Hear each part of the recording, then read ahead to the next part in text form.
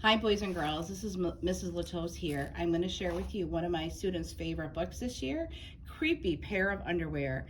The author is Aaron Reynolds. The illustrator is Peter Brown.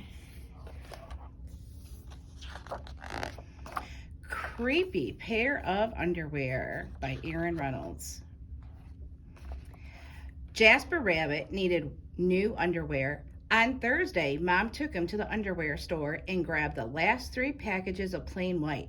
But as they headed for the checkout, Jasper spotted them. Creepy underwear. So creepy, so comfy. They were glorious. Mom, can we get these? Jasper pleaded. I think they're a little too creepy, said Mom. They're not creepy, they're cool, said Jasper. I'm not a little bunny anymore. I'm a big rabbit. Mom agreed to buy 1 pair. That night, Jasper wore his cool new underwear to bed. Do you want me to leave the hallway light on? Asked Dad. Dad, I'm not a little bunny anymore, said Jasper. I'm a big rabbit now. His dad shut the door, and that's when Jasper noticed the underwear glowed, a ghoulish, greenish glow.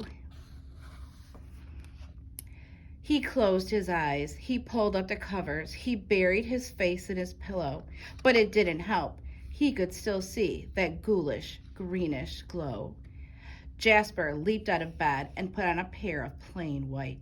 He stuffed the creepy underwear into the bottom of his laundry hamper. He finally fell asleep. But when he got up the next day, he was wearing the creepy underwear.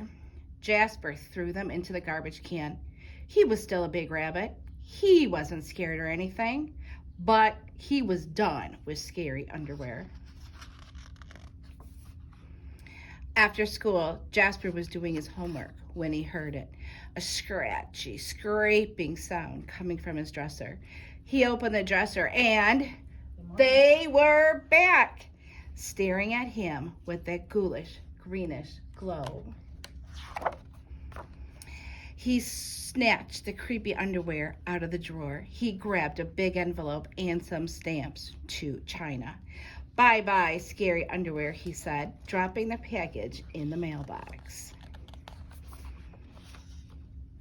When he opened the front door the next morning, there they were! And were those chopsticks? His creepy pair of underwear had somehow returned from China, and it brought back souvenirs. Jasper grabbed his mom's good sewing scissors.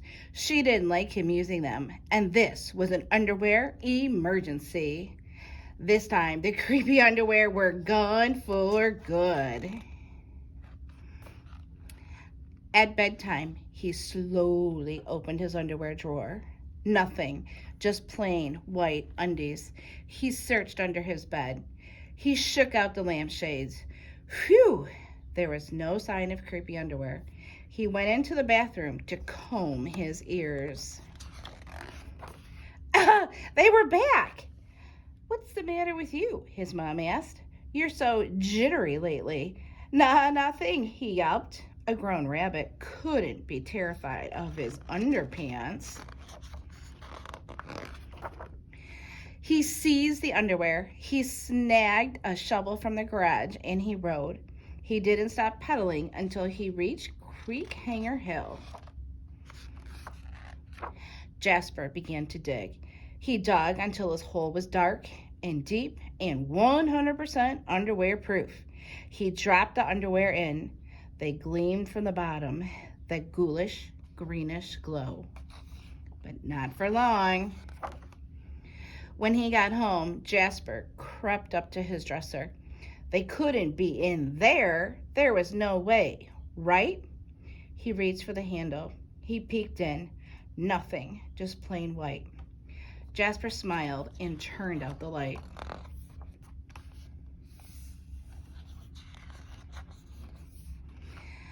There was just one problem. It was really dark in there, even for a big rabbit.